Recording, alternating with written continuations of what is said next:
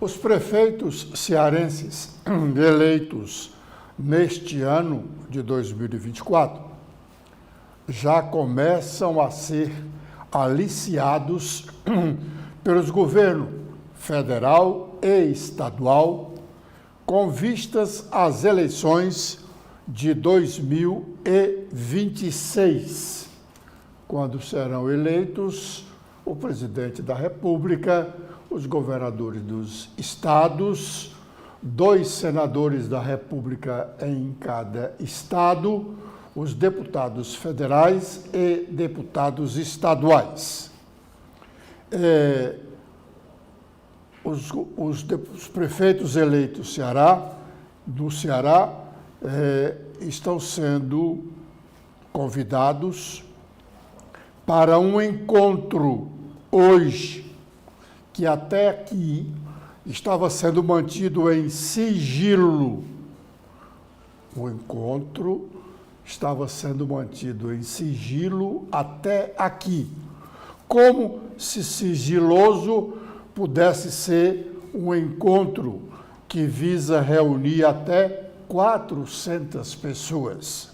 Ora, se na política se diz que encontro com até a partir de 3 pessoas é um comício e nada fica em reserva, como se fazer um encontro para aproximadamente 400 pessoas em sigilo. O encontro está acontecendo agora no Centro de Eventos de Fortaleza. Estava programado para começar às 8h30, mas, sem dúvida, demorará um pouco mais. Todos os 184 prefeitos cearenses receberam um convite da Caixa Econômica Federal, podendo levar cada um único assessor. O convite está na sua tela.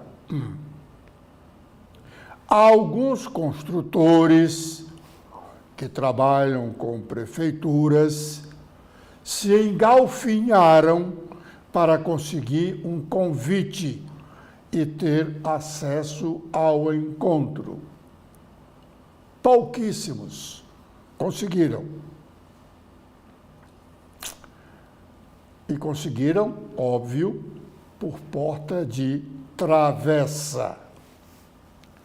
Provavelmente, em outros estados, a Caixa venha a fazer o mesmo evento, pois, sem dúvida, por trás desse movimento, que tem a participação do governo federal, através do seu Ministério da Área Política, esses encontros visam ou miram as eleições de 2026, afastando os prefeitos daqueles líderes locais ou regionais que aparecem como os responsáveis por suas vitórias nas urnas em outubro passado. Nós já dissemos aqui que os prefeitos são ligados aos governadores e estes ao presidente da República, com honrosas exceções. A Comissão de Orçamento da Assembleia Legislativa Cearense, ontem à tarde, fez a primeira reunião de discussão sobre a proposta orçamentária do Estado para 2025, que terá de ser aprovada até o último dia deste ano, ou 31 de dezembro. Ela deverá ser aprovada até o dia 20 de dezembro, quando a Assembleia pretende encerrar o ano legislativo de 2024. Pois bem, nessa primeira discussão sobre o orçamento, a Assembleia tem a obrigação de fazer vários encontros, porque assim determina a Constituição do Estado, para discutir a regionalização do orçamento. Neste primeiro encontro de ontem, apenas 2 deputados estaduais estavam presentes. O presidente da comissão, o deputado Sérgio Aguiar, e o deputado do PT, Guilherme Sampaio. Os demais presentes na sala de reunião, pouca gente, eram representantes da Secretaria do Planejamento, que é a secretaria responsável pela elaboração e execução do orçamento do Estado, e alguns servidores estaduais, representando as várias categorias dos servidores cearenses. A primeira pessoa a falar, depois dos relatos feitos pelo representante da Secretaria do Planejamento, foi a servidora Ravena Guimarães, representando o principal sindicato dos servidores estaduais. Ela indagou sobre o que diz a proposta orçamentária sobre o aumento salarial do próximo ano. Vamos ouvi-la. Sou presidente do Sindicato das Assistentes Sociais do Ceará e também estou na coordenação geral do Fórum Unificado das Associações. Estamos aqui alguns coordenadores do FOASPEC, né, o Fórum Unificado das Associações e Sindicatos de Servidores Públicos do Estado, um coletivo que representa cerca de mais de 150 mil servidores estaduais.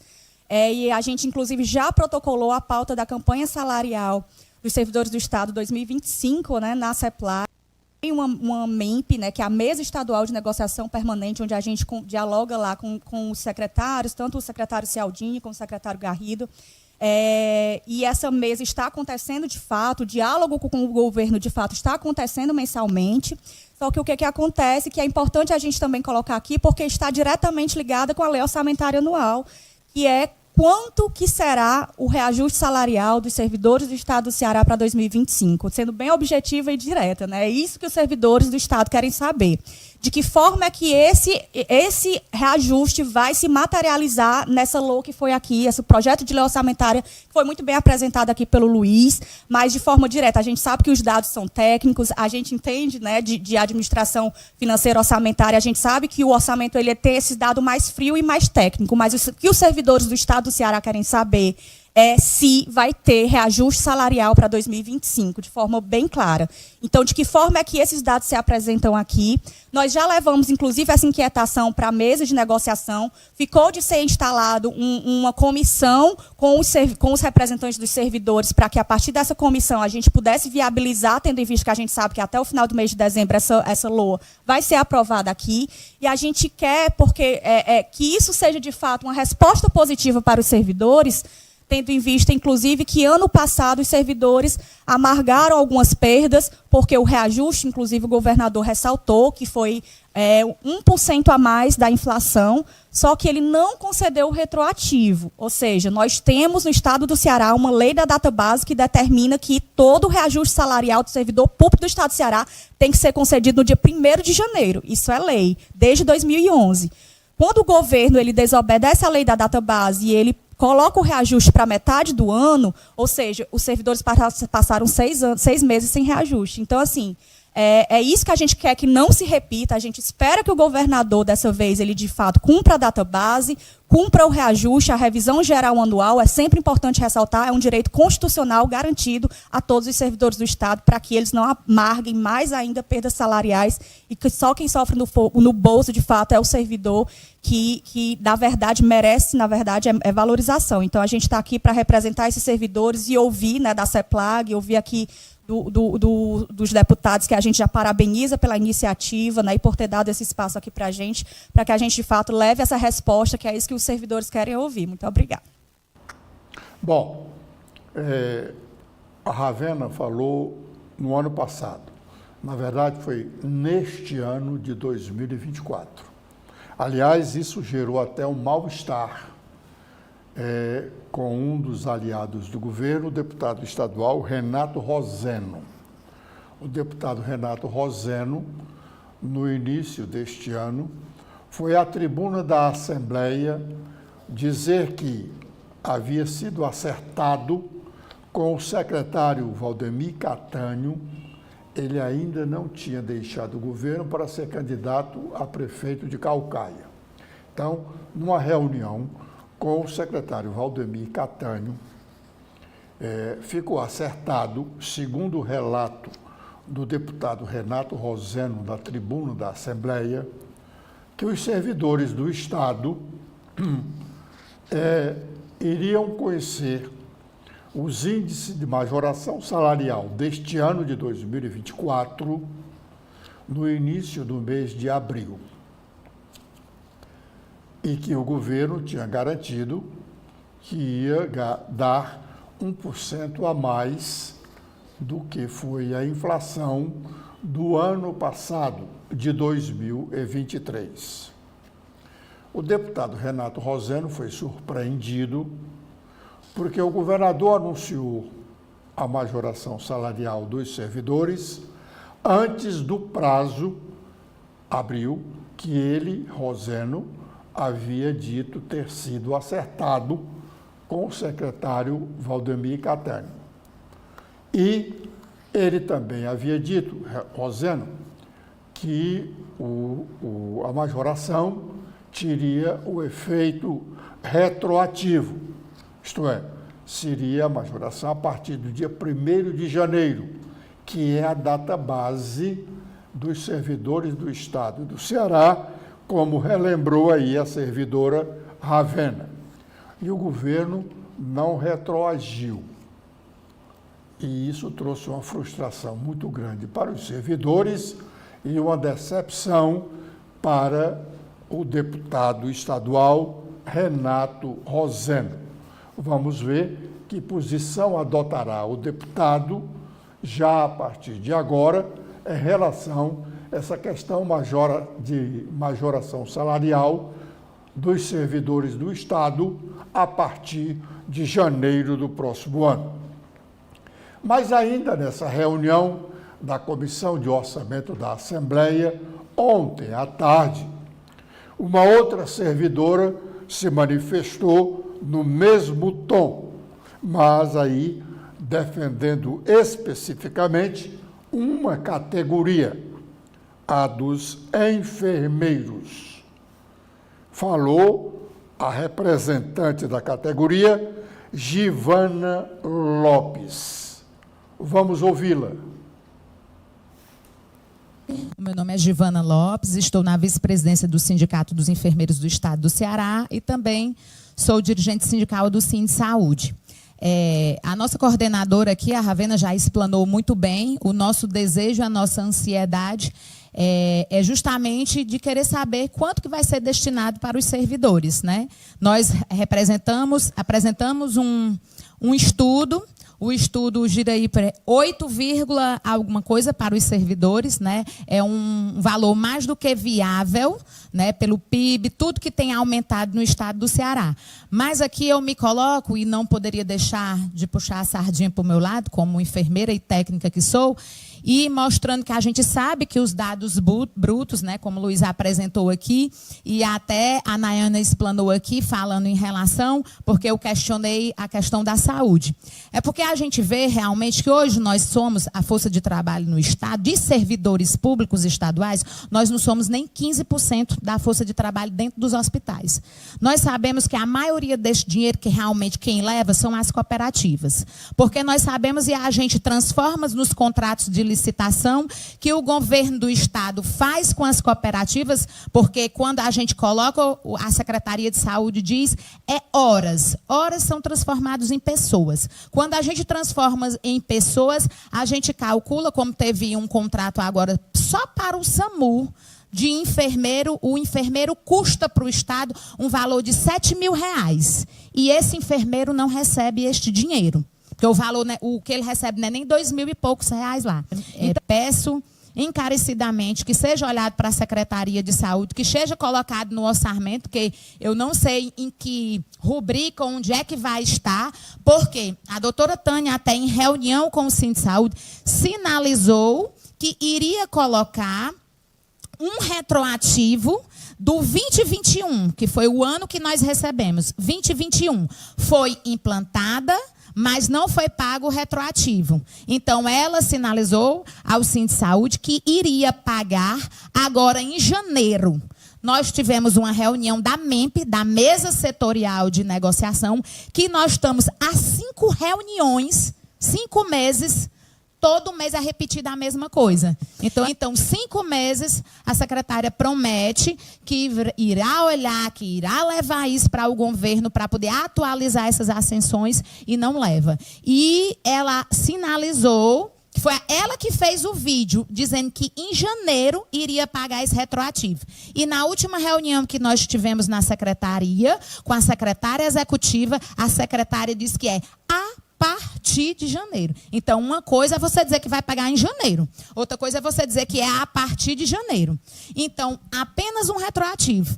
E os 3 anos que, em março de 2024, inteira 4 anos. Então, pelo que a gente está vendo, e que se a gente não se mobilizar, vai de novo acumular 10 ascensões funcionais. Né? E que com 3, a gente já mostra aí e já alerta os servidores do Estado da Saúde o que cada servidor tem perdido mensalmente nos seus contra-cheques. Já peço aqui encarecidamente que olhem essas questões dos servidores da saúde, porque eu nunca vi uma secretaria tão abandonada e realmente que não olha para nada, porque na Secretaria de Saúde eu não sei o que é que está acontecendo, porque nada se caminha na Secretaria de Saúde.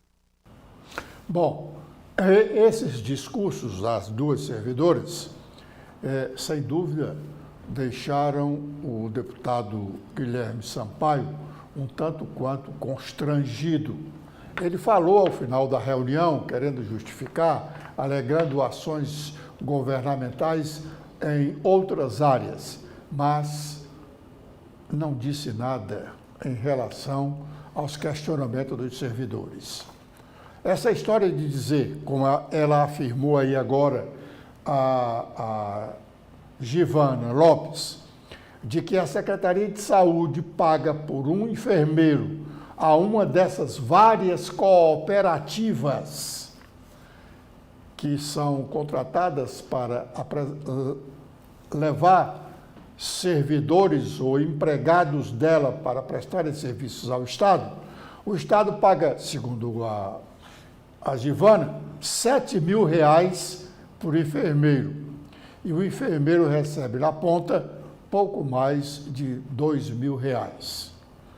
As cooperativas geralmente dizem não ter fins lucrativos, mas aí estão tendo fins lucrativos demais.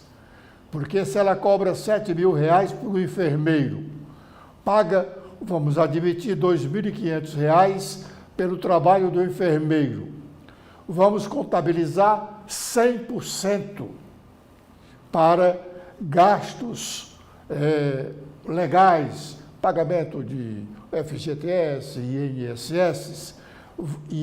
INSS, vamos contabilizar aí 100% do valor pago ao servidor. Aí seria, no máximo, R$5 mil de gasto.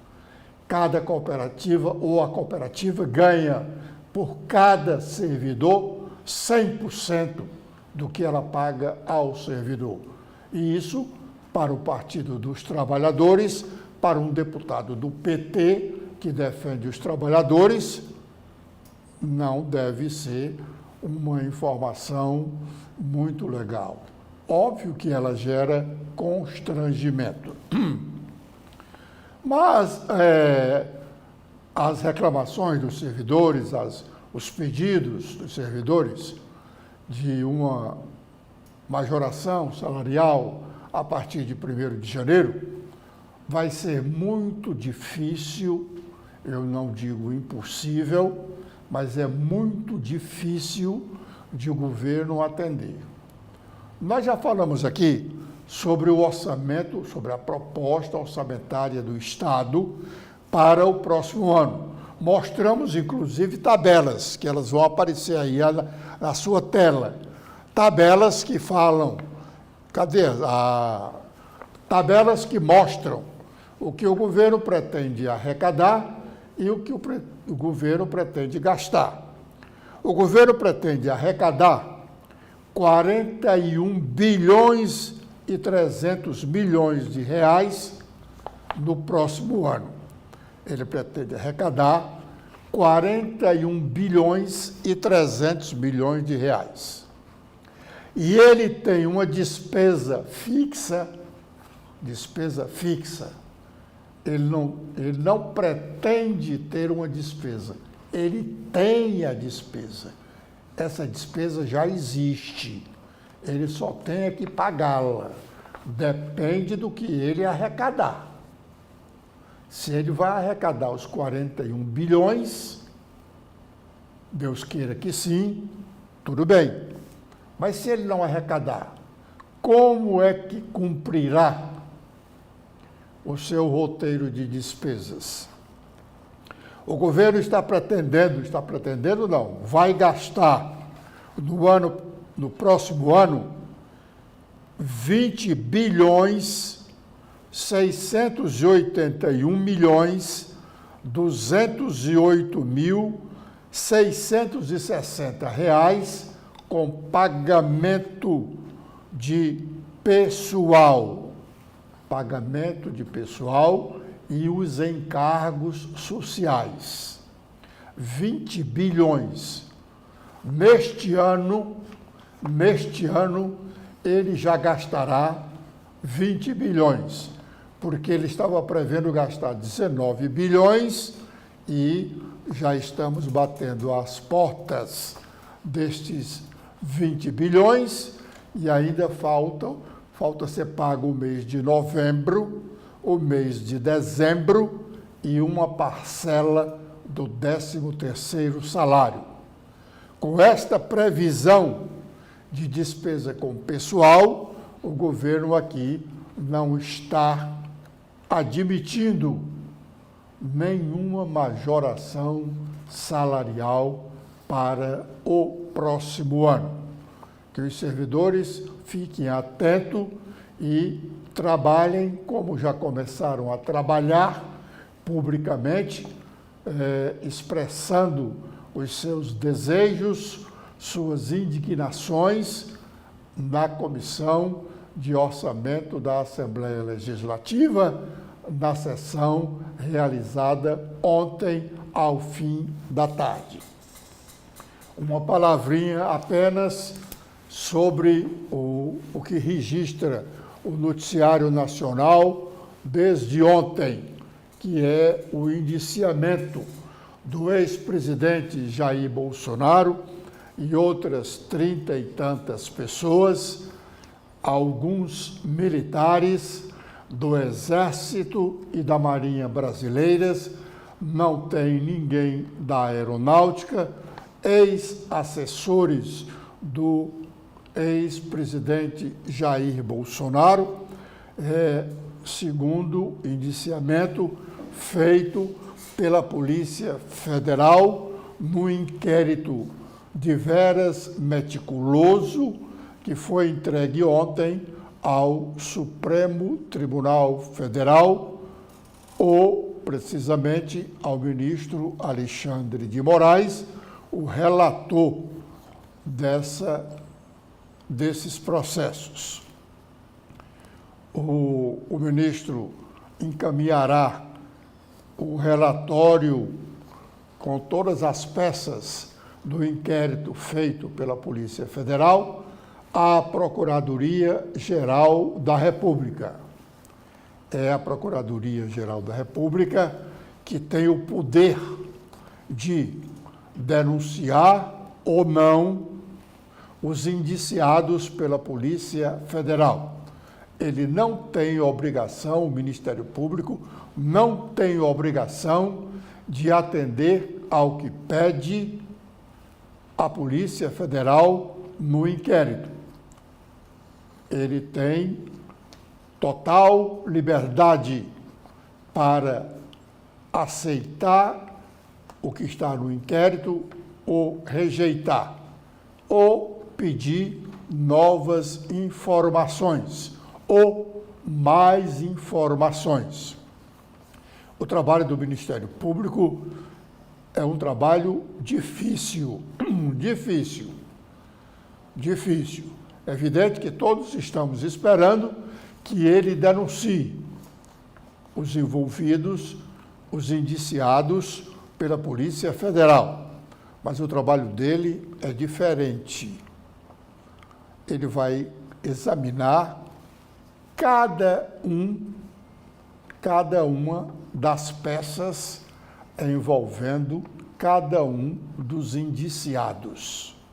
Só depois é que ele fixa a sua razão de denunciar ou não denunciar.